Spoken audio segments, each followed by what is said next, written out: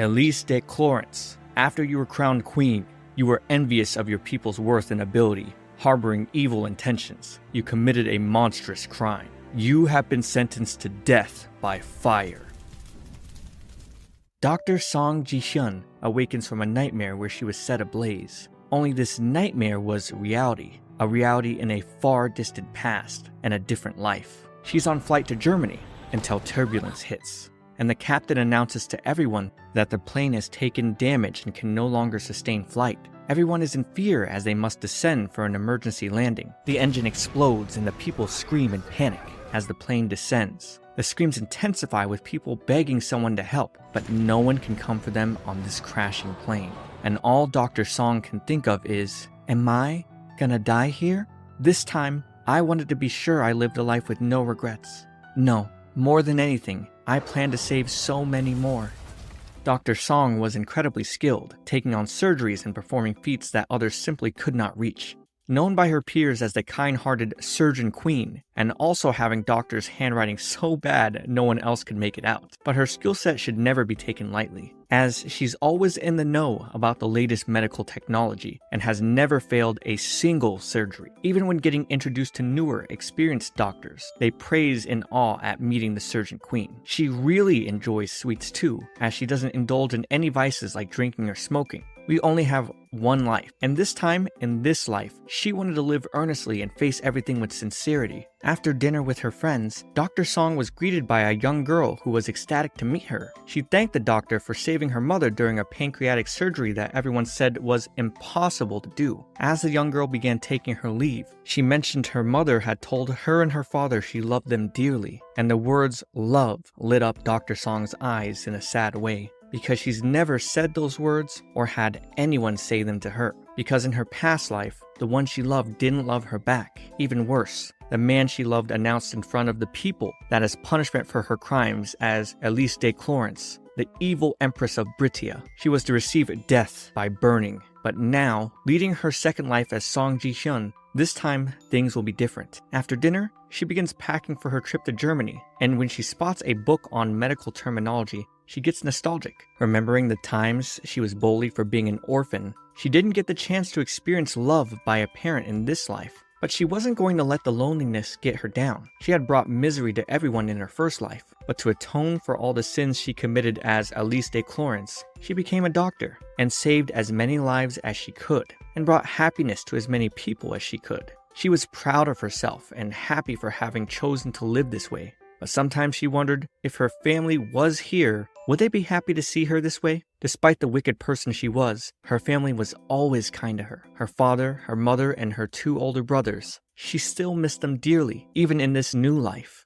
Awakening from the plane crash, it seems she survived, but her eyes stared in horror at the lifeless passengers. Despite this, she steeled her resolve and went to her medical supplies. She then hears a boy cry out over his passed out mother and runs over to check on them, promising to save his mother from dying. She successfully patches up the mother, but then she hears a man aching in pain and sees a metal pipe lodged inside of him. She doesn't have a blade handy, so she cleanses some broken glass nearby and surgically repairs the man's abdomen. She then sees the sight of rescue helicopters arriving. Looks like everyone is going to survive, except she isn't, as the blood begins to pour out from below her waist, and we see a trail following her every step. It's no good. She's not gonna make it. Song falls out of the plane, wishing she could have seen her family one more time. Oh man, it looks like Palace has escaped his cage again. Wait, what's he doing here? This familiar place. A maid then comes in to tell the girl that, as of today, she's no longer confined to her room. As the girl stands silent, the maid asks, "Lady Elise?" And the girl stood in shock, seeing her face in the mirror. She was once again Elise de Clorence? Elise then asks the maid Mary if her family is at the dinner table right now, and they are. She doesn't know why this happened, but her mother, her father, her brothers Chris and Len, she was in tears over how desperately she missed them. After telling her family how much she loved and missed them, they stared at her in visible shock. Her mother scolded the father for punishing her too severely. Her brother Chris consoled her, telling Elise that a lady awaiting her betrothal shouldn't cry in front of others. Upon hearing about her engagement, she had something to say, but her father cuts her off, telling her that her engagement to Crown Prince Lyndon de Romanov will be formally announced at the Emperor's birthday celebration. However, Her eldest brother, Len, protests Elise even being a good match for the prince, realizing it's insolent of him to question the decision that their emperor has made, but he truly opposes their betrothal. Elise smiles, because hearing Len's sharp tongue is nostalgic, but she agrees with this statement, as her first life was full of regrets because of her own actions. But it was her selfishness that caused the crown prince so much misfortune. She must ensure the same mistakes don't happen again. Recollecting all the events that lead to her demise, she recounts that her brother, Chris, dies in the Kusef campaign. Their stepmother, Emily, dies of illness. Then the rebellion of the House of Treston. For the crime of protecting Empress Elise, her father and brother Len are then executed, and with that, the House of Clarence is extinguished. The initial expeditionary force to Kusef dies of an unknown contagious disease, with an estimated fatality count of 47,000 people. Emperor Minchester de Romanov dies of a chronic illness. Then after the Kusef War, an epidemic spreads eastward with an estimated fatality of 70,000 people. Elise sighed because medical science isn't advanced in this era, yet so many problems come from illnesses. However, she cheers up when her maid Mary brings in some dessert. Mary gets a little flustered because she's never heard Lady Elise thank her, causing Elise to remember the wicked villainess that she was before, who got angry over the tiniest of things. And after she and her Prince Lyndon ascended the throne, she became the worst possible empress, until 10 years later, she was burned at the stake. Mary then suddenly breaks the tea kettle, and in trying to pick up the fragments, she cuts her finger. Elise examines it, and with a glimmering smile, tells Mary it'll be alright as long as they rinse the wound in water. And after that, she needs to wrap it in clean cloth in a way that'll keep the wound closed, demonstrating all the knowledge she gained during her life as a doctor. Mary thanked her with tears in her eyes, grateful to see her mistress care so much about her. And this reminded Elise of the young girl whose mother she saved. Now she is certain that she wants to live in this world as a doctor, but to do that, she knows tomorrow is going to be a battle. She presents herself in front of Emperor Minchester, who is happy to see her again, with his first guard, Bent, standing beside him. As the king chattered, Elise was reminded of how kind their emperor was, even back when she was a terrible person, and yet he would die right in front of her due to what she now knows as diabetes, leaving her with the final words saying she should become a good and praiseworthy empress. The emperor notices Elise's demeanor to be different somehow, so she nervously sips tea, hoping not to give away she's somehow lived a whole nother life. Sir Bent, however, thinks she's just nervous with the emperor's birthday coming around. She grabs her dress because she knows she needs to say something about his illness. However, Prince Lyndon, the only man she's ever loved, arrives at the tea party. He takes a seat, glances at her, then looks away. Elise remembers once being in love with his brusqueness as well, but when she tried to serve him, he would only dismiss her, saying he only married her under his father's orders, nothing more. However, she had never given up. She had been determined to get him to love her. Now looking back, she felt stupid for trying to force things. Lyndon apologizes for his late arrival, as his discussion with the Ministry of Finance over the Kusef campaign budget ran long.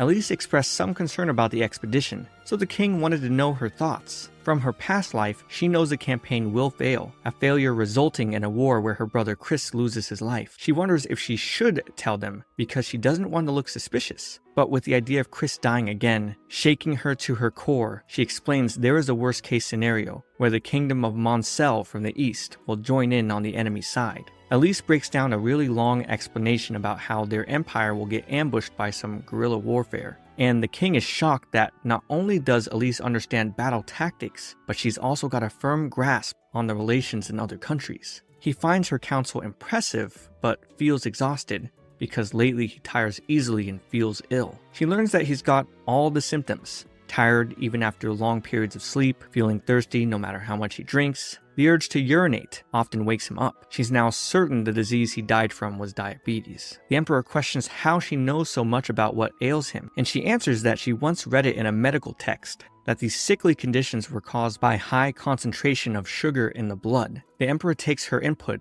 and will bring it to his personal doctor, Viscount Venn, which makes Elise glad because she's confident the Viscount will figure it out.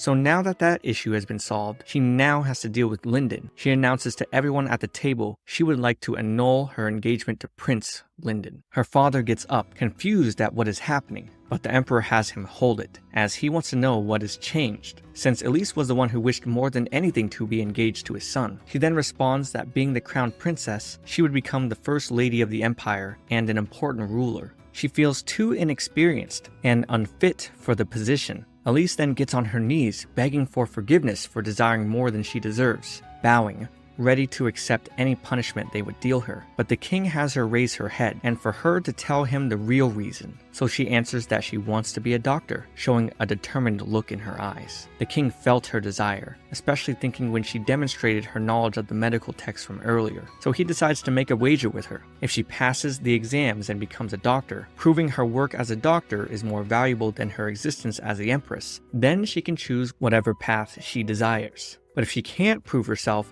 then she must put all her thoughts and energy towards becoming their future empress. She has until she comes of age, the next 6 months. It's a difficult gamble, but she's willing to take it on, something that no one was expecting. Afterwards, the Emperor has Elise and Lyndon take a stroll through the garden, since it's been so long since they've seen each other. As they walk, Lyndon asks why she took on such a gambit, as being a doctor is highly specialized and even with a noble rank, she'd be given no special treatment during the exams. However, Elise is aware and refuses to give up. Lyndon stares at her, shining, with her saying she's ready to give it her all to save as many lives as possible. And this even surprises and flusters him a bit. Elise then apologizes for everything, especially for always causing him trouble. Ever since they were small, she had forced him into an engagement he never wanted, but he simply answered, "Who said that I didn't want this engagement?" Which is something she wasn't expecting to hear, staring at him face to face. Back with the Emperor, Duke Clarence apologizes for his daughter's behavior, but the Emperor tells him there's no need to apologize. She's matured so wonderfully, it's even surprised him. We turn back to Elise, still apologizing for everything, saying she won't get in his way anymore, and she knows that he hates her. However, he just looks at the petal on her head, taking it off and walking away without a word. She could tell he was angry, but she knew this time walking a different path would be the best for the both of them. She wants Lyndon's life to be a happy one because he's the one she loves the most. The next day, Elise is assigned to the Teresa hospital owned by her family. She'll be working under a doctor named Graham, the youngest instructor who's also considered a genius. Elise will also go by Rose, so she won't be recognized as the Duke's daughter, but instead as a student who was recommended by a Viscount. Her father asks why she's hiding the fact that she's from their family, but she knows if they learn she's from the Clarence family, she'll be given special treatment. Chris isn't too happy with his younger sister being assigned to a relief hospital for the poor, so he'll be sneaking in from time to see how she is, but she tells both Chris and her father not to worry. Just like you shouldn't worry about missing my videos if you like this video and subscribe to my channel. Here at My Shoujo Weekly, you'll find plenty of other villainous anime like this one. If that's something you like, I can for sure handle. You don't need a medical degree to subscribe to my channel. Eventually, she arrives at Teresa Hospital, knowing she must earn her license as quickly as possible and win this wager against the Emperor. We hear Graham de Fallon, annoyed for having to work with the young Rose. If she's even 1 minute late for their 10 o'clock appointment, he plans to toss her out. She arrives right on time, and Graham immediately judges her as she has the appearance of a typical noblewoman. Graham then begins evaluating her resume. She's not old enough to have graduated from the academy, so how has she been studying medicine? She explains she's self-taught, which makes Graham chuckle over hearing such a ridiculous statement, just furthering his annoyment because if this weren't a request from Viscount Kate, he'd throw her out right now. He questions her on the purpose of healing arts and what she would do if a patient lost their life while undergoing treatment. She confidently answers being a doctor is about treating and curing patients. Then, with her eyes closed solemnly, she tells them she'd carve their death into her heart. This gets Dr. Graham's eyes to widen. To him, it's as if she's a doctor who's faced patients' deaths many times. He then takes her to work with patients who have severe illnesses and no family left. This is a ward where patients who are beyond the primary hospital's aid stay in. Elise then asks if she'll be treating their underlying conditions or alleviating their symptoms through conservative treatments, surprising Dr. Graham again because she's asking the perfect questions. He wonders if it's just coincidence. He leaves her to her own devices and thinks it might be cruel to place her there, but if she's going to quit anyway, it's better to make her realize it sooner, thinking she'll only last a few days at most. The people in the ward stare in awe at Elise because she looks just like a little princess. She begins cleaning the ward as better hygiene can reduce overall mortality. So she continues to clean and mop up the place. The maids even start to help as no one has ever cleaned this ward before. But afterwards, we see it sparkling clean. We then take notice of a man groaning in pain. He had suffered injury from falling off of a roof he was fixing. Elise decides to lay him over for examination and notices he's been lying down so long he's developed bed sores. Elise tells the maids to take him to the treatment room because if he's left like this, his back may get infected and that would lead to blood poisoning. She then asks for a disinfectant solution, anesthetic, and a scalpel, and the maids are shocked to hear Elise is going to perform surgery. Elise suits up, knowing Dr. Graham will probably scold her later, but she can't stand aside while a patient's condition is worsening. With the skill set from her life as Dr. Song Ji-hyun, the surgery queen, she removes the patient's dead skin with ease and completes a successful surgery. The next day, everyone cheers at the recovery the injured man has made. He tears up a little because he was just so happy at how he was treated. Whenever he showed any anxiety, Miss Rose would always reassure him it was gonna be alright. She tells him she didn't do anything special. That's just what any doctor should do. The men then all begin fighting over who Elise is going to treat next, so she tries to calm them down because she's going to treat them all. Over at the Emperor's palace, Sir Bent is getting pissed because Viscount Ven has no idea how to treat the Emperor's worsening conditions. Prince Linden mentions Elise's words about the symptoms of diabetes. This leaves Ven perplexed. There was a small presentation given in another nation with fewer than 20 people who know about this disease, so they send Ven off to research more detail. Afterwards, the Emperor asks his son how the Kusef campaign is going. Linden reports that what Elise had mentioned before was right,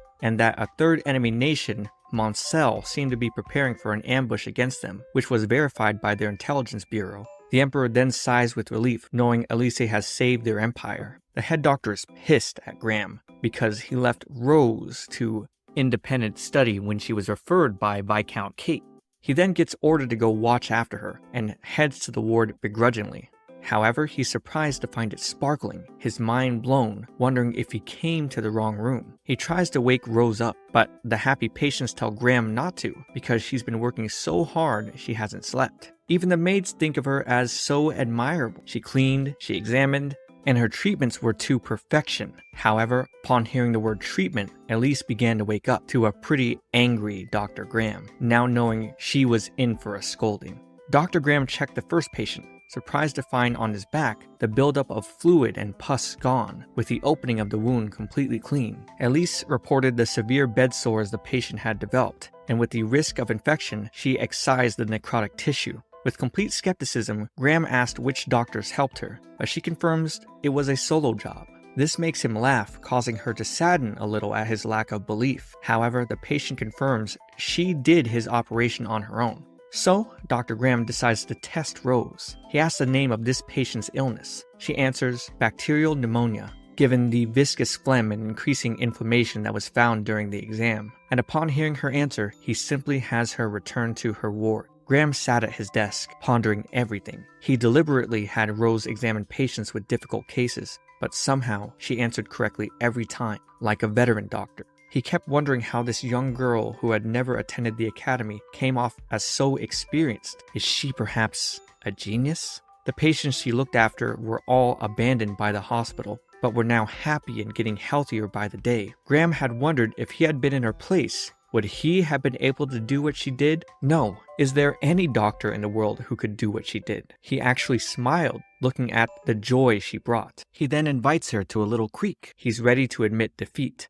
He apologizes to Rose for allowing his own prejudices to see her as a nuisance. He completely judged her appearance. He holds out his hand for her to shake and blushes, while letting her know this is to seal their vow as teacher and student. And with that, the two vow to work together to save lives. Back in his office, Viscount Ven confirms the symptoms Emperor Minchester mentioned, confirming the illness to 100% be diabetes. This left him to ponder, however, which doctor would have mentioned this. He had asked many of the brightest from the Imperial Cross Hospital, but not a single one of them had referenced His Majesty's illness. Knowing whoever mentioned the information to the Emperor must be brilliant, Ven gets frustrated wondering who it is. Back in the Emperor's quarters, Prince Linden delivers the news that Ven is preparing his father's treatment. The Emperor is grateful to Elise. Now, it's not just the country she's saved, but also his life as well. He feels if Lady Elise were to become Empress, Britia Empire would surely be secured under her leadership.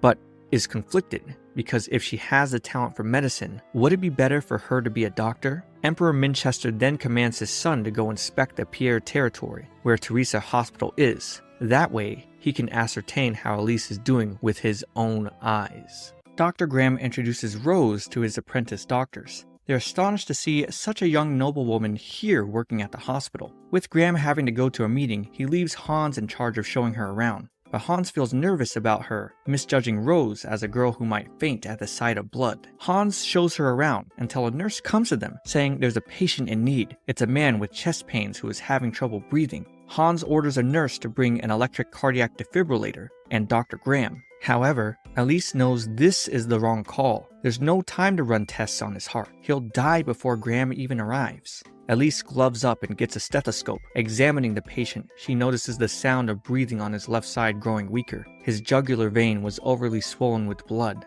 This is definitely tension pneumothorax. Too much air is escaping into his chest and putting pressure on the heart, causing the man to go into shock. Elise then has the assistants bring disinfectant solution and an injection needle. After wiping down the man's chest, she pierces it with the needle to alleviate the pent-up air pressure. And with that, the man is finally able to breathe, leaving Hans shocked out of his mind over what he just saw.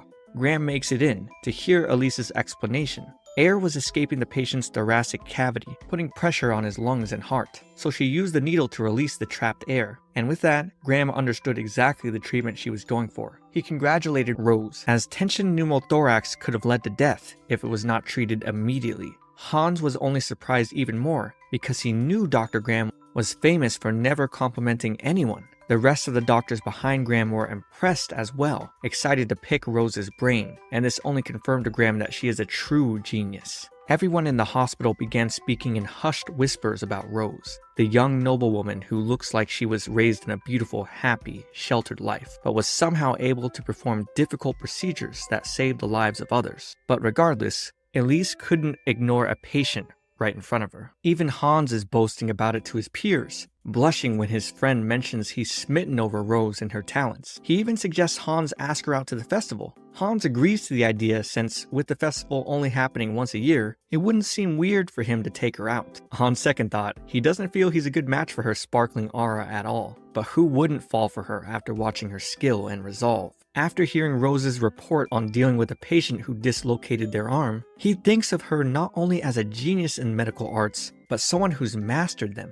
I mean, it's as if she was reincarnated with the skills of a god-tier doctor from another world. Even Graham catches himself in a daze, distracted from his thoughts of Rose. They hear cheers outside, and Dr. Graham remembers today is the day of the festival. It only happens once a year, so it's something everyone in town goes to enjoy. He tells Rose she should enjoy it instead of working any overtime, and she responds by thanking him and giving him a warm smile, which causes Graham to blush and look away. A nurse then suddenly barges in to tell them a patient was just admitted with a serious injury. Before them is a patient named Randall with a serious bullet wound. Graham tells Randall's friend saving him will be difficult, since the bullet passed through his spleen. He then apologizes because there's nothing he can do to save him. Completely distraught, Randall's friend then pulls out the crest of the imperial family, demanding any method to be used to save his friend. However, Graham only looks down with remorse, because there is no method in the entire empire for treating a pierced spleen. As Graham begins to decline again, Elise interjects, saying they will take on the task. The blonde man stares in shock seeing her here, because it's secretly Prince Linden in disguise. While visiting the town where the festival was going on, Linden's guard Randall noticed Linden seemed unrested lately. However, it's not just lately. Linden has felt unrested for the last 15 years, since the death of his mother. He used his imperial magic to disguise himself. They toured the festival to get a good inspection of the town. They then headed down a dark alleyway, as it was the fastest method to reach Teresa Hospital, until a robber came threatening them to hand over their belongings. The robber went in for a strike, but Randall disarmed him with a single stroke. However, Randall wasn't prepared for the gun that the assailant had in case. Lyndon is shocked to hear Elise is so adamant to handle Randall's injury, since she just came to the hospital. Graham tells her it isn't possible with how severe the wound is. But again, she's confident, telling him they'll just remove his spleen. Then it came to Graham. There'd be no need to stop the bleeding within the spleen if they just remove it and tie off the blood vessels. They can stop the hemorrhaging. Such a simple idea, yet no one has ever done it before. To Graham, the idea is revolutionary. Graham asks her who should perform this, since it's beyond even his current skills. But both him and Lyndon are flabbergasted to hear Rose, the newbie apprentice, desire to take on a surgery this difficult. But she's confident that she'll save Randall. They need a third assistant, however, and with everyone else busy, Lyndon offers to help. As Lyndon watches Elise perform the surgery, he remembered when his father first announced his engagement to her. For the longest time, he thought that he didn't care about who he was engaged to, but seeing how she is now, could he be falling for her? The surgery ended in success. Lyndon, under the alias of Ron, thanked Elise for saving Randall. He then began to get up to take his leave, but Elise noticed he was pale, so she wanted to check on his temperature, but he pulled away, getting flustered, making excuses for why he couldn't get checked. He eventually ended up bringing Randall home to recover. Back at the hospital, Elise handed over her report from the surgery, and Graham was surprised at how bad her handwriting was. Viscount Ben got a hold of the report, excited to explain the miraculous, never-before-seen splenectomy. However, the head doctor from Teresa Hospital in front of him disregards it as a lie, saying the surgery simply isn't possible. But Viscount Ben claps back, because this very surgery was done at the hospital the head doctor is from,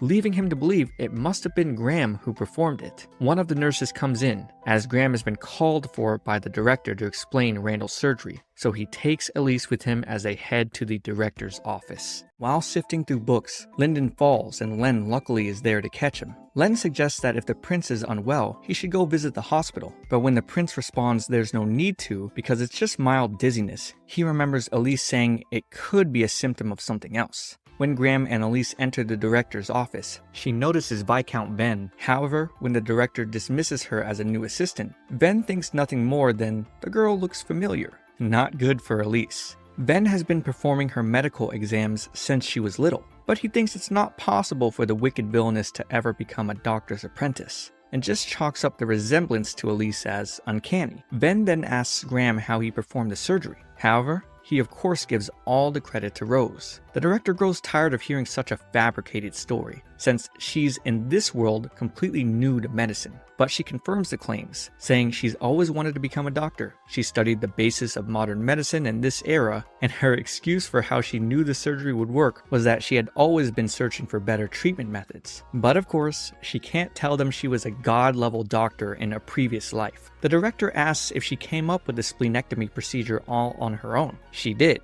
and she even explains exactly what happened and how to do the surgery. The director still can't believe what he's hearing. This is preposterous. However, Viscount Ben is more than ecstatic, even offering her to come work with him at the Imperial Cross Hospital. After all, he just wants to see her techniques in person.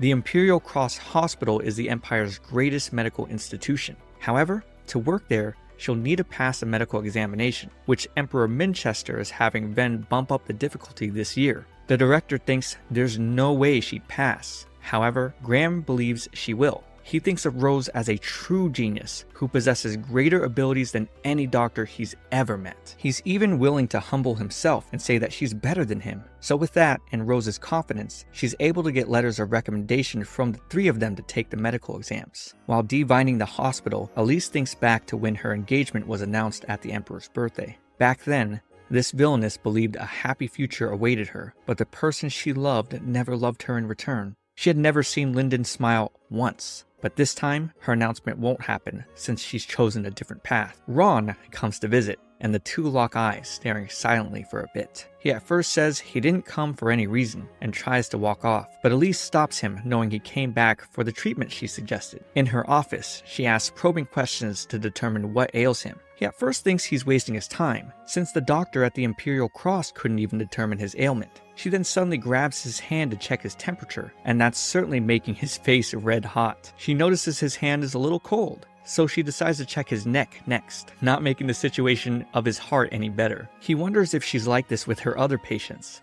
She then determines that he has subacute thyroiditis. The thyroid is where thyroid hormone, which regulates our body's fuel, is created. When the gland is inflamed, it'll produce less of the temperature regulating hormone, but it's easily solvable by just taking some medicine. But even with him taking it, she'll need him to return in 3 days, and for him to visit regularly over the next 2 months. That way she can check his condition and adjust dosages if needed. So they periodically meet for Ron's treatments, until their final visit, where she tells him he's all good now, and he almost looks disappointed that he's done being sick, since he won't be seeing her anymore. However, while working in his office, feeling better than ever, he looks out his window and heads to the hospital back in his Ron disguise to find excuses to hang around Elise. After all, he can't tell her directly that he just wanted to see her face. He helps carry her water bucket and offers to help clean the hospital. However, he's never cleaned before in his life, so she offers to teach him. They get close, scrubbing together.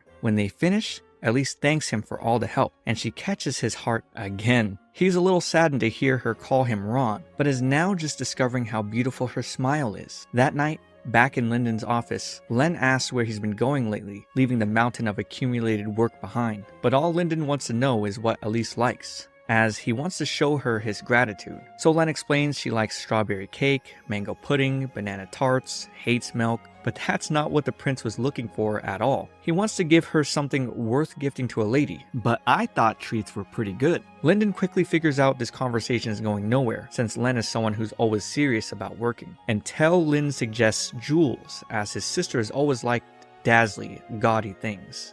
But even so, for some reason, how she currently is, Lyndon can't imagine her liking jewels the same way. He tries presenting a jewel to her, but she says, no thank you. He tries telling her it's a gift for saving Randall the other day. However, she can't accept it as she only did what a doctor should do. But Ron still feels he cannot rest easy until he's repaid his debt to her. But Elise feels the medical fee was enough. However, Lynn was right. She wants strawberry cake, except her family won't let her eat it too often. Then, Lyndon mentions she likes mango pudding, banana tarts, and that she hates milk, but she wonders how he knows that. Lyndon just smiles, telling her from now on, she'll let her eat as much as she wants. From the bottom of his heart, he wants to bring joy to this woman he's fallen for. At the palace, the Emperor asks the director about how Rose fares at the hospital, and the director confirms beyond a shadow of a doubt she's a genius, as if she were born to become a doctor. The director then takes his leave. Sir Bent expresses that no matter what,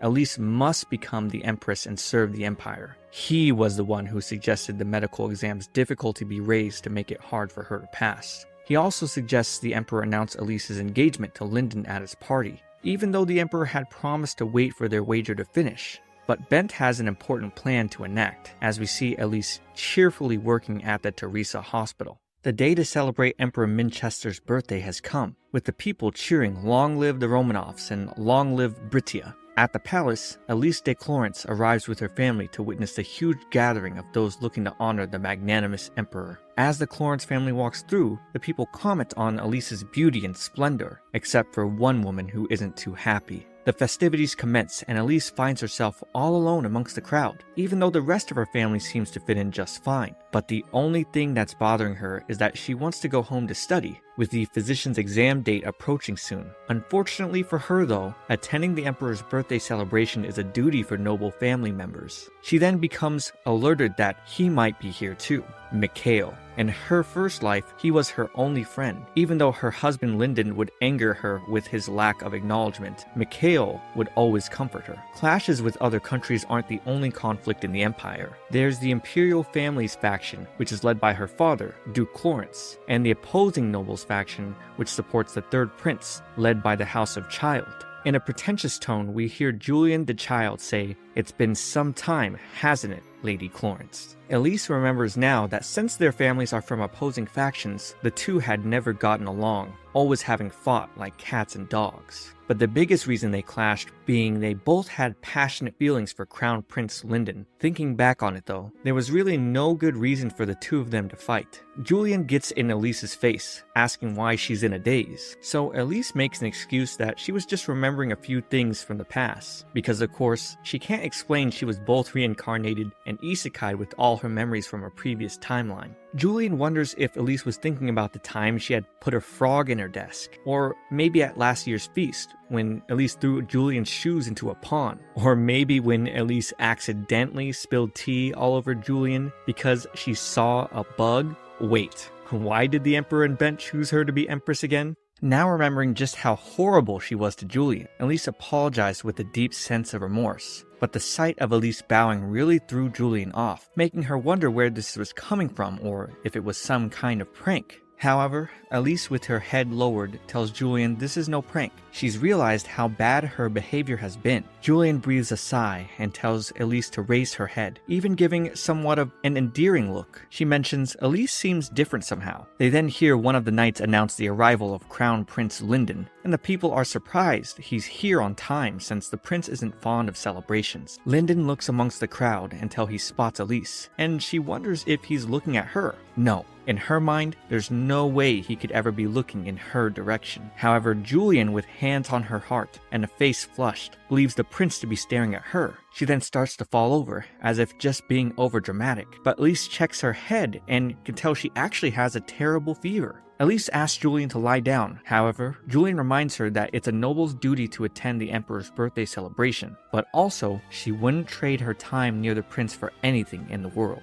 Elise knows that, unfortunately, because of Julian's political position, there's a chasm between her and the prince deeper than between Romeo and Juliet. But even with her family leading the enemy faction, Julian still cares deeply for the prince. Julian as a person is both earnest and noble, someone that Elise believes would be worthy of being crowned princess and eventually the empress. Chris suddenly appears to tell Elise she shouldn't be interacting with the daughter of the child house and takes her away, all while onlookers gawk at Elise, something that pisses Lyndon off. Len picks up on Lyndon's sudden displeasure, but he denies anything being wrong. Len keeps pressing on the matter, which makes Lyndon wonder if being dense runs in their family. Lyndon then spots Elise watching Julian get pulled away, and comes to the conclusion that Elise must be interested in dancing. However, she's actually just worried about Julian falling apart since she's sick. However, he's not the only man who wants to get close to Elise, as a few boys swarm around her for their chance to dance. Elise knows refusing without a particular reason would be considered disrespectful, so she reluctantly goes to accept one of them for a dance, but Lyndon comes in to stop it, and asks her to dance, stealing her right in front of them, something she wasn't expecting. As they move on the floor, Elise asks Lyndon why he invited her to dance since he'd never really given her much consideration before. She has no idea he was patient Ron during his previous visits, or how his feelings have changed. So when he answered, it was just on a whim, in her mind, she gets disappointed because, of course, His Highness would never actually want to dance with her. All this while he's getting shy and telling her he's glad to have helped her get away from those guys. And the people stare and comment about how the two move so perfectly together. They heard that the prince's fiancée is supposed to be announced today and came to the conclusion, yes, it must be Elise. Elise remembers in the past where she had to practice feverishly to keep up with the prince's lead during dance. The first time she had danced with Lyndon, not being able to follow his lead was both embarrassing and frustrating to her. She would often practice so much that her feet would swell all the time. She felt it ironic that she finally used those skills today. Her mind then wanders back to the state of Julian child, concerned for her health. Lyndon picks up on that she keeps looking at Julian, so he dances while slowly inching over towards Julian and her dance partner. After Julian finishes her dance, she begins to collapse and Elise catches her, scolding her for pushing herself too far even though she has a fever, telling her to go home and rest. But Julian refuses because being absent from the Emperor's birthday celebration would cause damage to her family's honor. So, Lyndon interjects to tell the girls to come with him, and Julian gets so excited to follow her crush. Lyndon leads the two to the lounge where the Imperial family normally rests, but Julian doesn't want to impose. However, Lyndon explains that if it's a noble's duty to attend birthday celebrations, then it's the Imperial family's duty to help them when in need. Julian takes her rest, and outside the door, Elise tells Lyndon she'd like to stay with Julian because she wants to look after her. Lyndon remarks that Elise seems to be like that with everyone, and his comment makes her a little puzzled on what he means, but he just takes off without explaining anything. Elise checks Julian's condition, and good news, she seems to be breathing more evenly. Then a woman comes in to alert them that it's time for Emperor Minchester's celebratory address. Elise remembers this older woman woman. She's Duchess Harbor, who's from a great noble house in the west that's blood related to the imperial family. The Duchess tells Elise she should head to the hall, but when her legs begin aching, Elise catches on to the pain the Duchess is experiencing. As Duchess Harbor leaves, Elise suspects she could have Parkinson's disease, a disease where nerve cells begin to degenerate and cause decreased motor function throughout the body. In her past life, she remembers the Duchess losing her life when food becomes lodged in her respiratory tract. However, the time to deal with that isn't now, because Julian has awakened. Elise escorts her to the hall, commenting that it's wonderful they'll be able to make it back in time for the Emperor's address. Julian must be so resilient because of her good daily habits. Julian gets a little flushed and thanks Elise for everything, but Elise's kind heart genuinely thinks nothing of it. She was just doing all she could. Things are sure different than Elise's past life, because Julian would love to get together with her for tea sometime. The people wait in anticipation as Emperor Minchester arrives, and he praises them for their incredible loyalty and all that kingly stuff. But getting to the meat of things, he has an important announcement. In regards to Lyndon's fiancée, he regrettably informs the people the lady they have chosen is not of age yet. And Elise stares nervously as she's in disbelief that they'd announce her engagement with Lyndon with her wager against the Emperor still going. The Emperor explains to the people that while there's nothing wrong with this lady not being of age yet, he does have a personal promise to them, and so the official announcement will come after Elise has come of age. The people begin to talk after hearing the sound of Elise's name. She has no idea what's going on or why the Emperor would say her name to everyone. I mean, what's the point of this in not just officially announcing their betrothal? Julian certainly looks crushed though. But with that, Emperor Minchester tells everyone to continue enjoying the festivities and takes his leave. Julian nearly faints again, but is luckily caught by Prince Mikhail, who tells her to keep his appearance quiet as he's here secretly. With a devious tone, he remarks, "So, that's the girl who will become my big brother's fiancé, is it?" All while Elise freaks out, having PTSD over the terror she experienced in her first life, standing depressed, knowing she may suffer the same fate all over again with her engagement to Lyndon basically announced. As Minchester and Bent walk together, Minchester tells him to bring Elise, and feels bad for making her go through this ordeal, but he wants to answer any questions she might have. The Emperor and Elise sit across from each other, with Elise sulking. She wonders what happened to their wager, a wager that was to last until she came of age. She should still have time.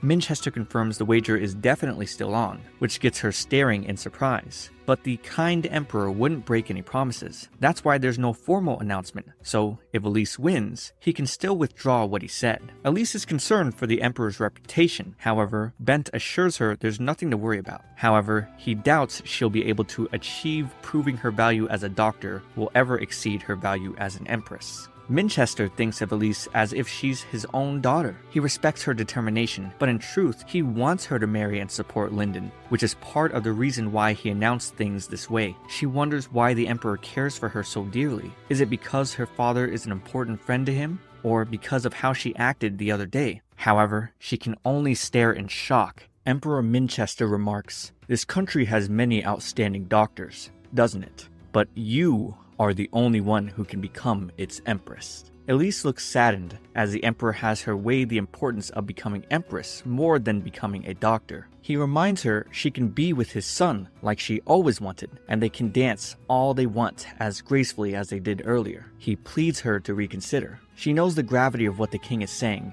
but even so, she still has no intention of ending the wager here. Pallas watches Elise as she continues to study diligently for the medical exam. Her brother Chris enters her room to check on her, and even with her best efforts, Chris thinks she's pushing herself too hard, especially knowing the birthday celebrations are still continuing tomorrow. He urges her to sleep because she'll have an early morning tomorrow. But even though she's serious about continuing, Chris is just as serious about her sleeping. The next day at the festivities, Elise gets surrounded by several nobles congratulating her on her engagement to Prince Lyndon, but she isn't too excited about it. She looks up to check for Julian, asking the others about her, but no one has seen Lady Child. Elise knows with Julian being in love with Lyndon, the announcement must have surprised her. I think that's more than surprising, knowing the two of you had just become friends. But Elise feels remorse and wants to explain things properly to Julian. We suddenly hear silverware drop to the ground, a man calling for a doctor, a woman had fallen. It's Duchess Harbor, the woman that Elise assessed to have Parkinson's disease. Elise runs over, noticing the Duchess choking with the food lodged in her throat. Elise collects herself, rationally thinking about her next move. She tries to awaken the Duchess, only to see she's fallen unconscious and exhibiting cyanosis, a bluish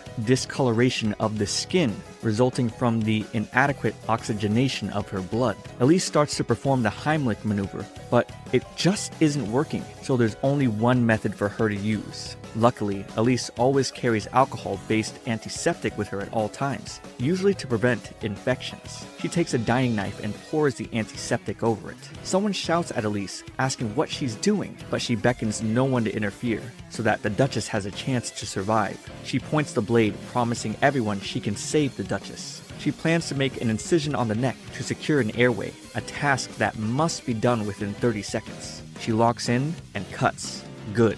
She can barely see the food lodged in. She takes a straw and plants it in the Duchess's neck, now allowing her to breathe, even knocked out. Elise is relieved everything worked out. However, everyone is staring flabbergasted. She knows there isn't any precedent of performing a tracheotomy in this world, so this is likely to become a serious matter. The knights come over to escort Elise for interrogation. She accepts, however, she wants them to also deliver a message. Because this was urgent, she didn't have the chance to move Duchess Harbor over to an operating room for this treatment. So, disinfection wasn't performed under ideal circumstances, meaning there is still risk of infection. She needs the staff at Imperial Cross Hospital to disinfect the Duchess's neck again. The knights could only react to the strange amount of knowledge leaving Elise's lips, but they accepted her request. They then escort her out, and we see Prince Mikhail was observing her the entire time. Sir Bent reports that Duchess Harbor was saved from death's door, and the king acknowledges they must once again give their thanks to Elise. For now, though, she's been placed in the Hundreds household, as they don't want to put her in a jail cell,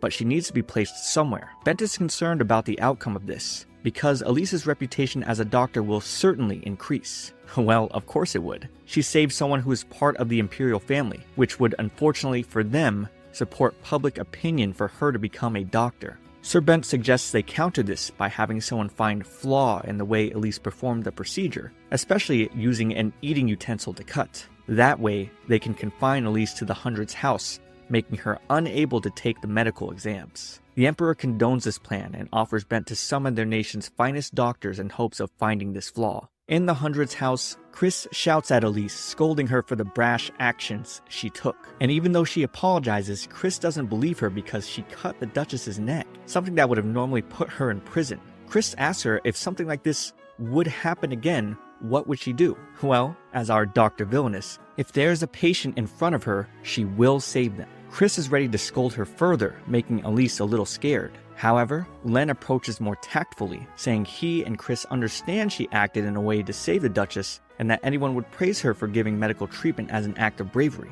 But Chris won't stop his scolding screams, saying that saving the Duchess isn't a good enough reason to endanger herself. With Chris scolding her and Len praising her, this seems to be the opposite of how things would normally turn out for Elise. Elise continues her medical exam studies into the night, getting exhausted over all the texts she still needs to read. She eventually falls to her desk into a slumber. She dreams about a time Mikhail had something to tell her, but never got his words out, only saying for her to take care of herself as he disappeared. And we see her crying in her sleep, uttering the words, "No, please, you can't die." As we see, it was Prince Lyndon who tucked her in. He had heard she was taken into custody, so he came to check on her, but wonders what kind of dream she could be having to cry like this. She turns over in tears, and he thinks, "Don't cry. When I see you suffering, I don't know why, but something in my chest tightens. A pain enough to make him break his vow to never return to this tower of blood." He wipes Elise's tears and wishes for her to dream of pleasant things. But as he takes his leave, we see Mikhail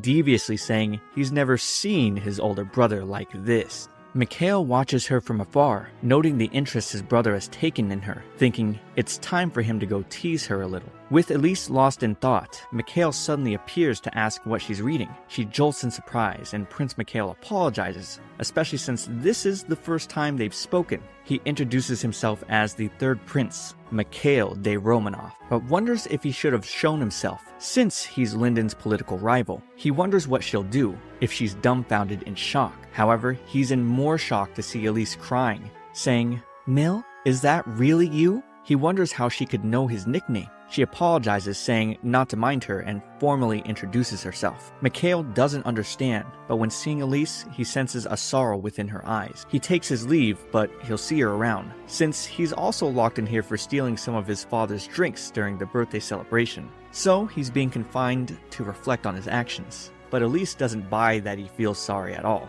In Minchester's throne room, he has Viscount Ben and Dr. Graham give their reports, with the Emperor and Bent astonished to hear Elise's surgery to be perfection. Ben claims he was excited to see this treatment that was so dangerous. No one had been able to test it, but Elise's medical skills seem to transcend above all current medical professionals in the nation. Emperor Minchester wonders if this was just a fluke. However, Ben was only more excited to say after reading her medical report that the positioning and method of the incision was optimal and described very precisely, all while Minchester and Bent are losing it. As Viscount Ben tells the two her work needs to be published as a treatise to advance the current level of medical science. Minchester thinks Ben is off his rocker, so he asks Graham's opinion on this, only for him to confirm Elise is an absolute genius, something he'd willingly stake his reputation on. The Emperor can tell he's lost, so he orders Ben to release the girl, with Ben getting even more excited because he's been allowed to speak with her about her skill set. We see Elise continuing her studies, only for Mikhail to barge in. He's bored because he wants someone to play with, and when he picks up her complicated book, she explains she needs to pass her medical exam and become a doctor. Mikhail remarks that with her becoming a doctor, she wouldn't marry his brother, would she? And with a hint of sadness, she simply answers she has no intention of marrying Lyndon. So with that, Mikhail invites her for sweets, something that Elise gulps at because there's no way she can turn them down. But alas, she's too busy studying. Mikhail supposes she can't hang with him, so she bashfully tells him, okay, just for a little while. They enjoy a variety of sweets and drinks that Mikhail stole from his father. Elise scolds him, saying it isn't good for him to steal, because if he keeps doing that, he'll never be able to leave this place. He smoothly replies, if that means living here with you, Lise, then it wouldn't be so bad. But Elise brushes this off, since he says that to all the girls he speaks to. Then he laughs with embarrassment, wondering whatever does she mean? Oh man, he's a total playboy. The two then have a toast, and this brings back memories for Elise. They used to toast like this all the time in her first life, but unfortunately, she wasn't able to prevent his death. She knows with he and Lyndon both being princes, only one can become emperor, and that the pursuit of the throne is ultimately what will kill Mikhail. Mikhail asks her what's wrong, since she always looks sad looking at him. It's like she's experienced this all before, which gets Elise shocked hearing him say that, but he just laughs because it was a joke. He notes that she seems different, especially casting aside the position of empress to become a doctor. He asks if she hates Lyndon. She assures him she doesn't, then asks Mikhail about his sword skills, even knowing he's traveled to other countries to train as a warrior. Mikhail says the rumors are true, and doesn't believe anyone can best him in swordsmanship. So she asks why he trained in the way of the sword, since as an imperial family member, he shouldn't need to defend himself. So he kindly answers, it's because he loves swordsmanship. This is the same for Elise in becoming a doctor. At first, she chose it to atone for the mistakes of her first life, but now she wants to spend her entire life carrying out the work of a doctor. Even knowing Emperor Minchester wants her to marry Lyndon and become empress, if she were forced into that path, she'd be a bird locked in a cage, unable to pursue her passions. This is why she must win her wager. After she knocks out, Mikhail carries her to bed and tucks her in. He sighs because if he was Lyndon, he'd treat Elise with much more care. He gives her a light kiss on the forehead and takes his leave for the night as he has to be somewhere tomorrow. The next day, Viscount Ben and Graham arrive at the Hundred's house, and Graham thinks, based on the report he read, Elise's abilities must be equal to Rose's. Uh-oh, I just remembered those two don't know Elise's Rose yet. Elise awakens to hear a knock on the door, and those two are surprised to see Rose here, with Elise at a loss for words. With Dr. Graham and Viscount Ben surprised to see her, Elise apologizes for concealing her identity. Ben knew she looked just like Elise, but never imagined she was actually the same girl he'd known all along. Ben explains they arrived after clearing up the misunderstanding with the procedure that was done to Duchess Harbor. He helped to dispel that the tracheotomy was not an act of disrespect towards the imperial family, and instead claims she should celebrate her incredible achievement. But she maintains a somber look, especially seeing Dr. Graham not looking her way at all. And things would only get more awkward, because while examining a patient together, Dr. Graham seems to only speak to her with formality. She tries to tell him he can speak to her in the way he always did before. However, he declines because she is in a much higher position than him. Upon opening her report, Graham makes a disconcerting look, which makes Elise wonder if he's angry with her for concealing her identity. He sighs, putting down her report, only furthering Elise's sadness. She'd like to explain her situation to him. After all, he's the only one here at Teresa Hospital who knows she's from the Clarence family. In the office area, Hans tells Elise he's looking forward to working with her, as Dr. Graham left work this morning. The next day, Elise looks for Dr. Graham, but it seems no one has seen him at all. During lunchtime, she enjoys some sandwiches and looks out towards the other doctors. She grows sad again, unable to find Graham. She learns from Hans there's a rumor that Graham requested leave and will be absent from the hospital for a while. He remarks Graham seemed a little unusual when he had left, and that even though he learns a lot from Elise, he loses a lot of motivation without Graham there to yell at him. Now, Elise is certain this is all her fault. She decides to take matters into her own hands and gets dropped off in front of Graham's house. The nursemaid, Yodel, kindly welcomes Rose in, and inside, Elise marvels at all the medical texts Graham had read through and studied. She could tell Graham worked very hard. Yodel serves Elise tea and explains she tried calling Graham down, but he wouldn't come. He's been locked in his room for days now.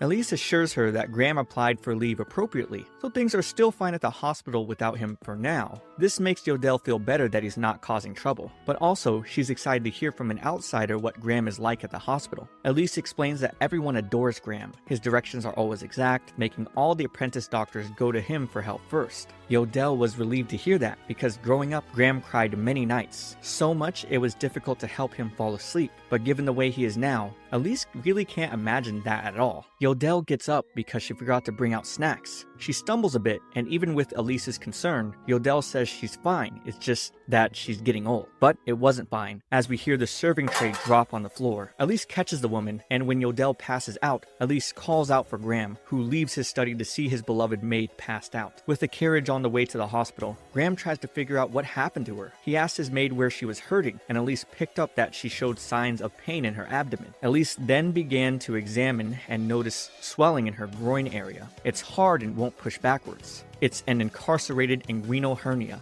With the current symptoms, she tells Graham necrosis of the intestine may have already begun. If not treated immediately, it'll cause intestinal perforation and inflammation of the abdominal lining, putting her life at risk. With Yodel calling out to Graham in pain, he's determined to do the surgery with Elise's help. They begin a surgery to repair inguinal hernia and complete it successfully without any problems. Graham is a little exhausted and wants to rest a little now, so Elise offers to write up the report. Elise transcribes their operation, which included, after making an incision in the upper section of the hernia, they looked for a change in the color of the intestines and observed the blood flow. However, seeing Elise's handwriting, he stared in horror. He took the paper from her, saying he'll write it instead, seeing her terrible doctor's handwriting. While he works on the report, he asks why Elise was at his house today. She tells him she came to apologize because he seemed angry that she concealed her identity, and she was worried that he left for days because of it. Graham simply responded, "Angry?" with a quizzical tone. "Well, yes," Elise conveyed, showing the expression he made with his eyebrows drawn together, while he had concurrently sighed heavily. Oh, it all made sense now. He was just shocked at her handwriting because it's so bad it takes a long time to read, making her gasp in embarrassment. He explains he simply took time off to focus on his research, and that she was the reason he felt the push to do so. Elise always works her hardest. He recalled the hospital ward he had first assigned her to. Even within the hospital, that ward was known as one of the cruelest places. With the sight of the filthy conditions, he was certain that Elise was going to run away, but she didn't. Hiding her identity while aiming to become a doctor, studying on her own to learn medical science, he understood neither of these paths were easy, so he wanted to learn that strength from her. Elise tries to assure him what she's doing isn't so grand. However, he elaborates further that her skills are so sound. When she treated that one patient with the tension pneumothorax, the splenectomy, and even the tracheotomy she performed the other day are all things only she could have done. Graham acknowledges his shortcomings, even though he studied so hard at the academy, even having read all the medical texts over and over. Everyone says he has a talent for medicine, however, he feels no more than an average person who works his hardest. He sees Elise as someone born with talent, something that he's jealous of, and with a smile, smile, he tells her he truly feels envy and respect towards her. Elise asks him why he decided to become a physician. He pauses slightly and closes his eyes and tells her it was because he had lost his family. 20 years ago, he had his parents, an older brother, an older sister, and also an adorable little brother. They would spend time playing together and traveling. He remembered every day with his family to be a happy one, until one day they were taken away due to illness. 150,000 people died in the La Rage epidemic. His family had been infected too, and when they were on the verge of death, he wasn't even allowed to sit by their sides. With his family gone, he couldn't afford to pay for any of his maids or caretakers. The disease had stolen everything he held dear. But even being a ruined noble, the only person to hold out their hand to him was Yodel. They became like family. There was a time she had fallen ill and he had nursed her back to health. This is when he had thought to never let disease steal anything precious to him ever again.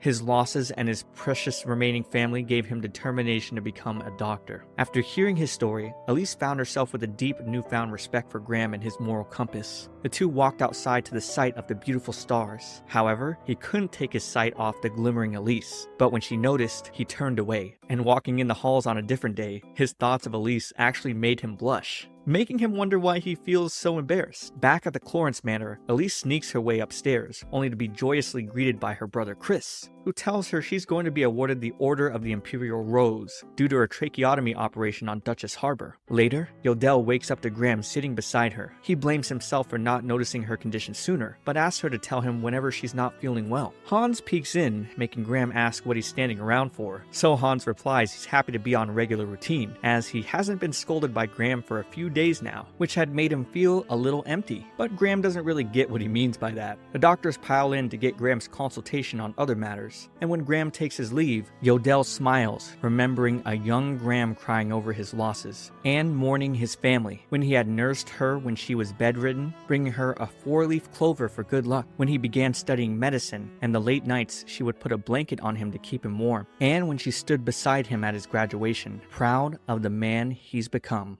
Thunder strikes and rain falls, as we see Julian riding in a carriage staring at a book containing Elise's face on it. It seems that for the first time in history of the Empire, a woman will be awarded the Order of the Imperial Rose. However, the carriage makes a sudden stop, and outside Julian runs to Elise, who is perfectly fine, just a little startled. But the driver had flown off in order to avoid hitting Elise, meaning Dr. Villainess is on the job. As the rain pours madly, Elise assesses the man to have a broken bone. Oh shoot, she doesn't have a splint, so Julian offers to use her umbrella as one.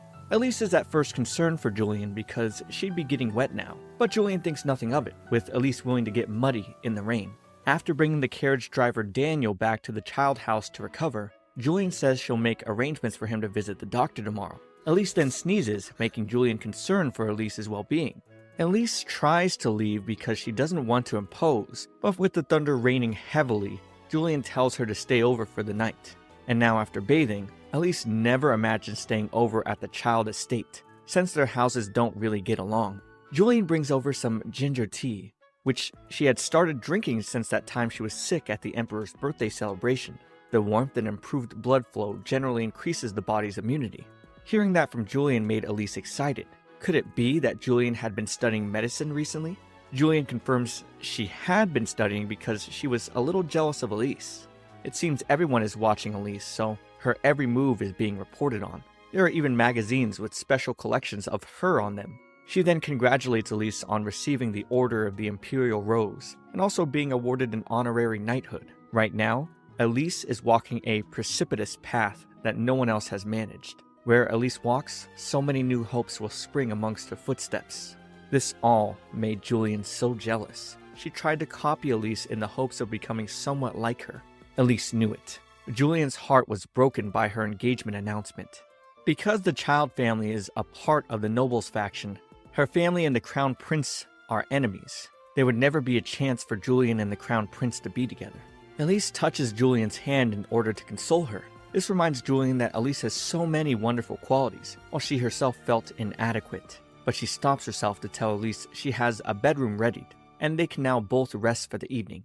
The next day, Julian finds herself treating Elise. After reading 39 degrees Celsius on a thermometer, it's clear Elise has a high fever. Julian then gets a report that her brother has returned, so she has to go talk with him. In his office, Albert asks why Elise is in their household. Julian explains the situation, which relieves Albert because it would have been bad if they had actually hurt someone from the Clorence house. When he tells Julian they need to get Elise out as soon as possible, Julian responds only as soon as Elise gets better, leaving him to question if Julian is going to become friends with their house's direct political enemies. Back where Elise is staying, Dr. Kyle assesses her to, of course, have a cold, so he prescribes some medicine for Elise. However, Elise is only worried about carriage driver Daniel. The doctor tells her it's fine because of Elise's treatment. Daniel should recover in the next 3 to 4 weeks. But Elise won't take all the credit, as she gives some to Julian for holding down the splint while she tied it. The two ladies then smile at each other, which surprises the doctor as he'd never think to see Julian being friendly with Elise. He now thinks Elise may change more than just the medical world. Julian cares for Elise, wiping off her sweat and braiding her hair. Elise is happy to receive her care and tells Julian she's very kind, and Julian makes her feel at ease from the bottom of her heart, causing Julian to gasp and blush. She's never been told she was kind before. When someone's done something wrong or something she can't accept, she's always scolded them. That's just Julian's personality. The two girls bond on how they're both stubborn and hate losing, which makes Julian remind Elise of her old self. One time, Julian was taking her leave, and Elise stepped on her dress, making her trip, and mocked Julian for being so unsightly. Or that time Elise was sprinkling pepper into Julian's tea, where upon sipping, she began coughing badly while Elise mocked her.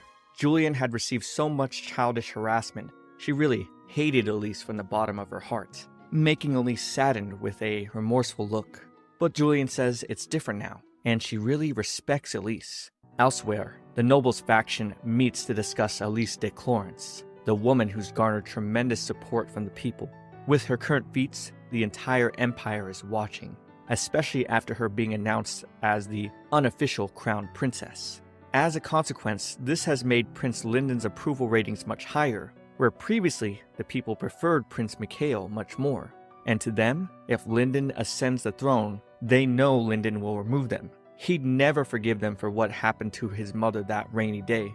Mikhail, who had been silent the entire meeting, knows at least 3 who will die. His mother, his uncle, and himself as well. Back at the Child Manor, Elise and Julian enjoy sweets together. Elise then decides to empathize when Julian said she had nothing, remembering the time she was reincarnated as Song Ji-hyun, an orphan with absolutely nothing. But because she didn't have anything, she devoted everything she had to improving herself.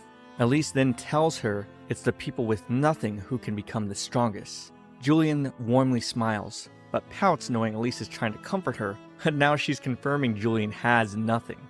Elise gets so flustered because she didn't mean that, and she gets tea on the dress she borrowed from Julian.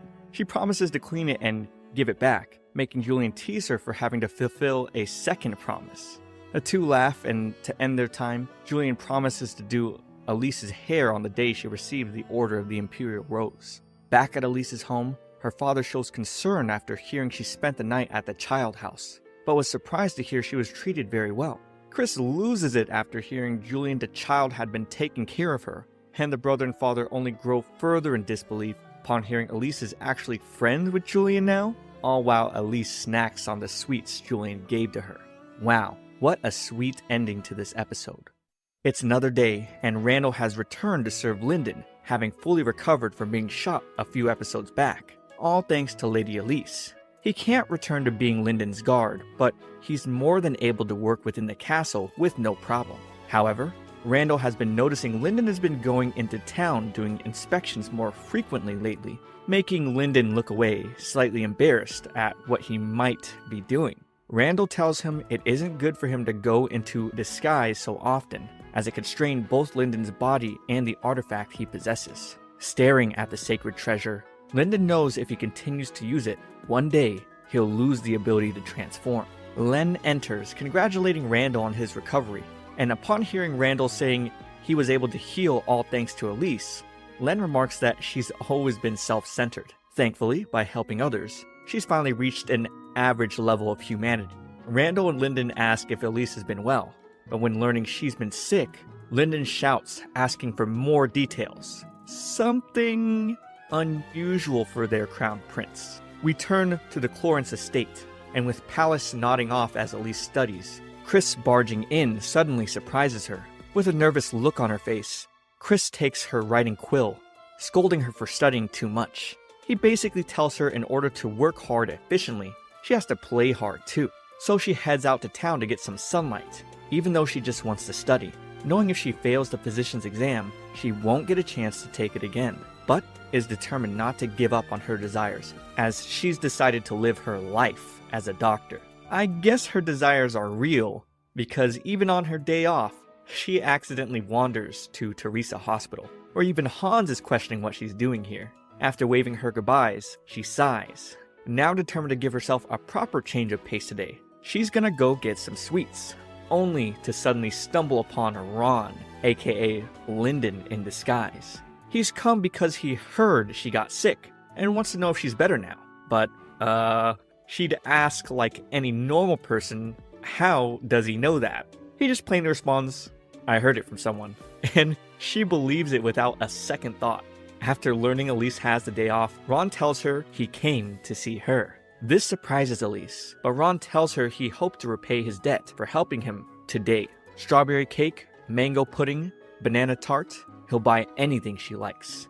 And this makes Elise smile. The two sit in the carriage together, and on the way to a luxurious cafe, Elise notes that Ron isn't very talkative. She gets a glance at his face, noticing his features are quite beautiful, making her blush. After all, it's a little rude to stare. She feels strange as this atmosphere feels familiar to her. Inside the high-end Café La, the two enjoy a splendor of desserts with special strawberry tea. Ron tells her to enjoy as much as she wants, which makes Elise laugh a little nervously. Because surely he isn't being serious, right? Wink wink.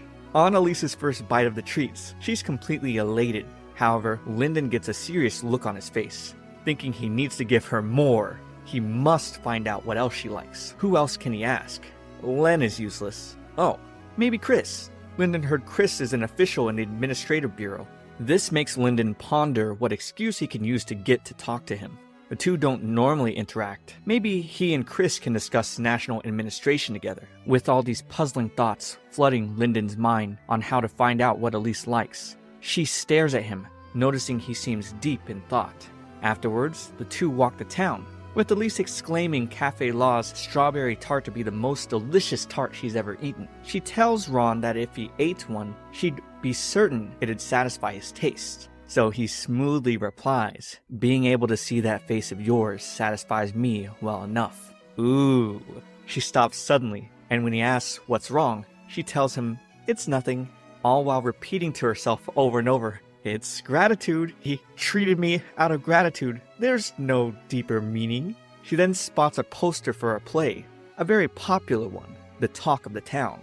Lyndon catches on to this and asks if she wants to see it. She says she's fine. He doesn't have to force himself to see it for her sake. But nothing is stopping this man from giving this woman everything. He tells her he wants to see this play, and she responds, really? Making him reply back, more precisely, I want to watch it with you. Sending Elise into overload, making her think, me? Why me? Ron and I have only ever known each other at the hospital. Ron wonders if Elise doesn't want to see the play with him, but when she says she's fine, he gracefully offers his hand, making her wonder what this feeling is growing inside of her, and she suddenly gets reminded of Lyndon. She takes his hand and the two enjoy the play together. While watching Elise, Lyndon notes how quickly her expressions change while watching the play, feeling that just being with Elise puts his heart at ease. He hasn't felt his heart calm since that day he lost his mother. Seeing her clap actually makes the cold prince smile. The play reaches a climactic fight, and when one of the actors knocks a sword out of the other's hand, it knocks a lit candle to burn the stage curtains, and the fire erupts. At first, the viewers are excited, thinking this play is incredibly interactive, but Lyndon and Elise know this isn't right, watching the actors run away from the flames. Lyndon and Elise leave the auditorium, with Elise telling him to use a handkerchief to cover his face, explaining that if he breathes in the smoke, he may get carbon monoxide poisoning. As the other spectators come out, Elise beckons them to get low and to try not to breathe in the smoke. The noblemen holler back, saying, who is she to give them orders? They believe with the fire having started downstairs, there's no way it'd reach up here, and that they just need to wait for rescue. However, Ron steps forward to admonish the men, saying, "Is this how honorable nobles of the Empire behave?" And the noblemen get taken aback. Elise thinks that even though Ron hasn't raised his voice, it still resonates deep within her body. She can't help but feel awestruck. Ron somehow has the air of the Imperial family. Lyndon tells them this theater was built during the reign of the previous empire, and because of the dry building materials, the flames will reach the top here without a moment's delay. To live, they must listen to what Elise said, and as nobles, their lives should be given for the sake of the nation. Thus, surviving is their utmost priority. The men listen, and then Lyndon tells them they need to evacuate to the door ahead, which is the opposite direction from the stage. He covers Elise with his coat, drags her forward, telling the people to follow his lead. While they inch towards the exit, he promises Elise that he'll protect all of them. As they're about to make it to the finish, the ceiling collapses in front of Elise and Lyndon. Their escape has been destroyed, so they need to find another route. On their way, they suddenly hear the screams of children downstairs. Lyndon at first tries to tell her he'll take a look by himself, but Elise immediately runs to a flower pot and pours the water on herself, ready to take a look with him, making Lyndon do the same. They head to a passage in the basement, finding two children with one being trapped under a large piece of wood. Lyndon goes to help, but the boy tells them he's fine, just save his little sister. Ron tells Elise to take the little girl and go, as he'll help the boy and follow after. Elise doesn't like this idea, but Ron reminds her if she can save even one more life. That's her creed, isn't it? As someone who stands above others, it's their duty to protect the lives of the people, and if there's a life he can save, he'll do everything he can. The one who taught him this was Elise. She tears up hearing the truth in his words, and she runs out with the little girl, reassuring her that Lord Ron will save her brother. As Lyndon struggles to lift the heavy piece of wood, his magic disguise reaches its limits, but he reassures the boy he will save him. Outside, the flames are heavy, but thankfully, Ron and the boy made it out. Facing Ron, she tears up because she was so worried. He's about to pat her head, but he stops, just happy to see the two siblings safe and sound. Oh, it looks like Elise's brother Chris has arrived at the scene, so Ron smiles, telling her to go see her family, and as she utters his name, he walks off and disappears. Back at the Clorence residence, Chris apologizes for telling Elise to have fun, only for her to get caught in something awful, and embraces her in tears, coddling his beloved sister. Later, she brushes her hair, thinking of what she just went through, glad that everyone came out safely. But now, thinking of Ron too. Wait, what is this feeling? During his carriage ride home, Lyndon looks at the artifact, thinking he won't be able to use his disguise for a while, thinking the appearance it gives him is a lie. In that false guise, he cannot be allowed to touch her. Elise has grown to be such a tremendous presence within him, but he's saddened that she'll never smile at the real him. At the palace, Elise is bestowed with the Order of the Imperial Rose for performing a great service to the Imperial family, having saved Duchess Harbor. With everyone cheering, Minchester steps up to grant her the noble rank of knight.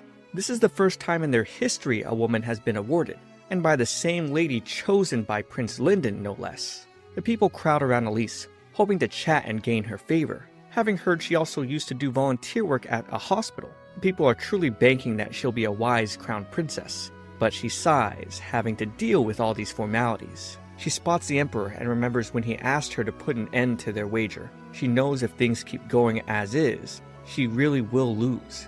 But she can't give in.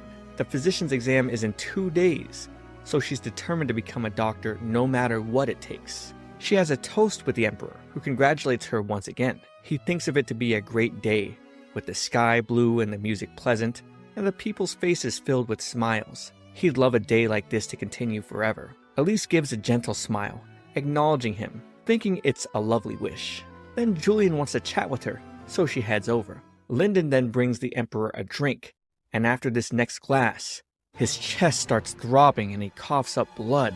He's fallen, and Lyndon is distraught at the sight. Elise checks the Emperor to feel no pulse. He hasn't simply fainted, this is a heart attack. Elise then begins to resuscitate the Emperor, and is able to bring his pulse back. But his heart attack just happened, so they can't rest easy just yet. Systolic blood pressure 70, pulse rate 40, breaths 20. Elise is concerned he might have gone into severe shock. With the Emperor escorted out, people start to wonder why the Emperor had a heart attack so suddenly. Was it perhaps his chronic illness? Or poisoned by somebody, like Linden? The knights escort him out under suspicion. At the Imperial Cross Hospital, Elise watches, knowing if they don't alleviate the Emperor's state of shock quickly, he'll suffer negative after effects, giving her flashbacks of the day he died. She doesn't want to experience that ever again. She tells the nurse to monitor his transfusions closely, and that if his blood pressure drops or there's any change in his state of consciousness, to contact her right away. Elise noticed he didn't look well earlier, but diabetes isn't the sort of disease that causes a sudden heart attack. What could have caused this? In the palace meeting room, a man opens with regards to the failed attempt of the Emperor's poisoning. However, Elise's father slams the table saying there's no proof of poison, but they are having a hard time believing that it would be his chronic illness due to the clutching of his chest and coughing of blood, with half of the room believing Linden had something to do with it. But reports from Lady Elise came back with poison to be also unlikely. However, Mikhail's nobles don't trust her, as she's Crown Prince Linden's fiancée and part of the King faction. They claim her findings are affected by her own self-interest, even slamming her credibility since she's just an apprentice doctor, who's lacking the objectivity necessary for a precise diagnosis. Duke Clarence can't back down though. If he does, Linden will lose his standing as Crown Prince. He brings up that according to law, charges of murder and attempted murder cannot be pursued based on circumstantial evidence alone. If the Crown Prince is to be accused of a crime, there must be clear evidence. Then, Mikhail tells them all to silence. With the Emperor out of commission and Linden currently in custody, the ultimate judicial power is currently held by Prince Mikhail. He agrees that it would be wrong to persecute his brother with no evidence, but if this goes long enough and they don't find some evidence, he will deem his brother the assailant. Outside the meeting room, some nobles discuss how they're going to overthrow Linden with the current situation. Marquise Amsel already arranged for a newspaper to publish an article. Now they only need to spread rumors about this amongst the commoners, that Crown Prince Linden poisoned the Emperor. Gossip is terrifying. Even without proof, rumors beget more rumors, and they begin to feel like the truth. Their goal is to bring public opinion to Prince Mikhail's faction. At the Clarence residence, the King's faction discusses how the whole meeting was clearly planned. It's clear Linden has no reason to assassinate the Emperor. He's already Crown Prince. Right now, he's currently being held at the Hundreds House, treated as a criminal. They're worried that with no cause found, Mikhail's noble faction will succeed. The only thing they can bet on is Lady Elise. Back at the hospital, Dr. Graham reads the Emperor's systolic pressure at 85 and diastolic pressure at 40. It's gotten better, but still low. Elise still contemplates on the cause, knowing not many illnesses can cause shock like this, and if there was, it would be an illness she'd already know of. She considered the idea that the noble faction was framing Prince Linden by using poison, but she doesn't believe Mill would ever use such craven methods. But even then, there have been no changes in the Emperor's body that indicate poison, and in the examination of his heart and x-rays of his lungs, there were no abnormalities. This isn't a matter of her lacking technical ability. There must be something she's overlooking. Dr. Graham tells her she shouldn't continue like this. She hasn't slept at all since yesterday or eaten much either. He warns her that even when her passion burned at its hottest, she always made logical, calm decisions and provided accurate, appropriate treatments. But right now, she's different. Not maintaining her health in a panicked state, can she truly see her patient? The Emperor is stable at the moment. Graham is here and so is Viscount Ben. With them being capable enough to handle it, he recommends Elise go outside and get some fresh air. Outside, Elise sits in disappointment that she so arrogantly declared herself to become a doctor no matter what, and yet can't even figure out how to save the life of someone so dear to her. A boy outside begins throwing news flyers, and Elise stares in horror with the paper framing Linden for the Emperor's poisoning. Over at the Hundreds House, Linden sits depressed, concerned for his father, but he's visited by Elise. He asks how his father's condition is, only to hear he's still not very good, with Elise trembling before him. Linden tries to comfort her, acknowledging that they're all doing everything they can. He begins to fall, however. He feels it's pathetic how he has absolutely no power right now. Back in his most traumatic time, and even now, he begins crying as he feels so pathetic. Elise goes to him, telling Linden his father will get better, and that she'll make sure of it. As she leaves, she considers looking into each possible cause one at a time, only to be stopped by a guard. The guard mentions the Emperor has fallen into severe shock again, and they'll get a carriage for her. However, the noblemen from Mikhail's faction appear, ready to end her life because they cannot let her near the Emperor. As they swing, she narrowly dodges and makes a run for it. She can't let them find her. Otherwise, what was coming back and living as Elise all for? She has to save Minchester. Unfortunately, one of them finds her and brings a blade down towards her end. But luckily, she's saved by Mikhail? It looks like he overheard his side of the faction talking and had a bad feeling, so he decided to follow Elise. Mikhail then disarms the noble. The two nobles plead to Mikhail for mercy as they were taking action for the noble's faction. They're okay with being the only two who have dirt on their hands, still implying Elise has to die. However, Mikhail guarantees if anyone harms Elise, they will be punished. Then suddenly, the men the two nobles hired attempt to attack because they want their reward. But Mikhail easily dispatches and pierces the men, taking them out, causing the two nobles to run away. Mikhail goes to console Elise, but she still tells him she's fine as she must go to the Emperor right away, surprising Mikhail with the strength of her resolve. Mikhail is a good guy. He genuinely wants Elise to save his father. Elise makes it to Minchester to hear he's not doing so well. She hears no problems with his lungs, but he's still in shock. They have to discover the cause soon, otherwise Minchester will die. She remembers back at the celebration, the Emperor had quite a bit of alcohol, but there were no illnesses she could think of that would cause this. However, it comes to her. With all hope lost, Dr. Graham and Viscount Ben recommend bringing in Linden and Mikhail to see their father one last time. Elise does agree to have them come and to make preparations for the surgery as well.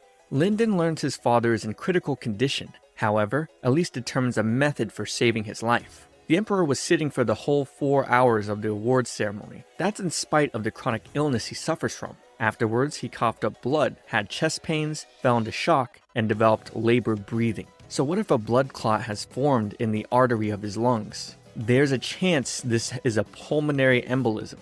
With no way to test in this era, they'll have to open up the chest, the arteries, and the heart itself with a scalpel to remove the clot. They could still be wrong, but Linden gives the word for them to perform the surgery regardless. He trusts Elise with the only possible way to save his father. In the surgery room, Elise cuts through Minchester's sternum with perfect precision. She finds the blood clot, determining that because of it sitting in the pulmonary artery, Minchester wasn't able to recover from his shock. But then, she also finds something else peculiar, a lymph gland mass. She wonders if this could be the cause of Minchester's illness. Losing weight, reduced energy, and this pulmonary embolism, these are all complications seen with lymphoma. With the lymph gland mass removed, everyone is in tears knowing this should relieve the Emperor of all his symptoms. After washing up, Elise sees Mikhail leaving. She knows the rivalry between Linden's and Mikhail's factions will be unchanged, but she hopes one day the two brothers can laugh and stand together. Back in the waiting room, everyone cheers, relieved that Minchester has been saved. However, Elise isn't done yet. Even without sleeping, she still has to head to her medical exam testing site. Outside, Elise is surprised to see Linden in front of a carriage. He tells her to get in because he's going to escort her.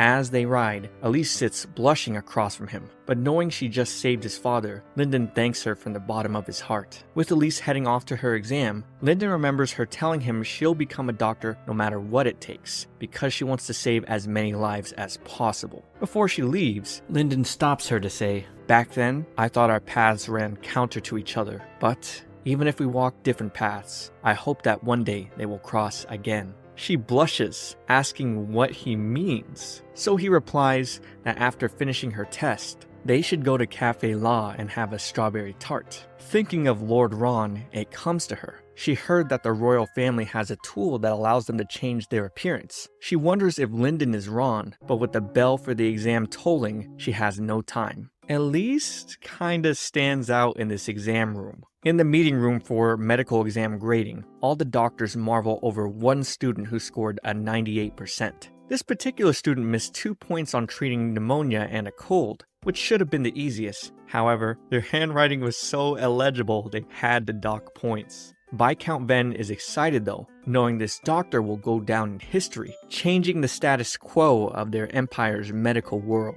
The Emperor wakes up, learning from Bent that Elise passed the exams with the highest score in history. How much more could she surprise him? Elise then enters and takes Minchester out on a walk. There, the two talk about her exam results. They make a stop and Minchester asks if she has anything she regrets in life, because he himself has and was punished greatly for them. Elise shares his sentiment, remembering her first life losing everything. She recognizes that everyone makes mistakes, but if one truly regrets and chooses to move forward in spite of them, that's enough. Minchester finds her thoughts commendable and is ready to concede on their wager. However, she tells him their wager was for her to prove her work as a doctor is more valuable than her existence as an empress. They agreed she needed to prove herself before she comes of age, so the result of their wager haven't been decided yet. Elise de Clorence continues to live in this world as a doctor, and spending time with Lyndon. She wants to protect those she loves from tragic fates and save as many lives as she possibly can. Alright, that was pretty good. I mean, if they wanted to continue the Elise x Lyndon route, I wish we could have gotten to see them more together in his actual form. But overall, this anime ended fine. Subscribe for more content. Also, watch this next video. It's me, Comfy T. I'll see you all in the next one.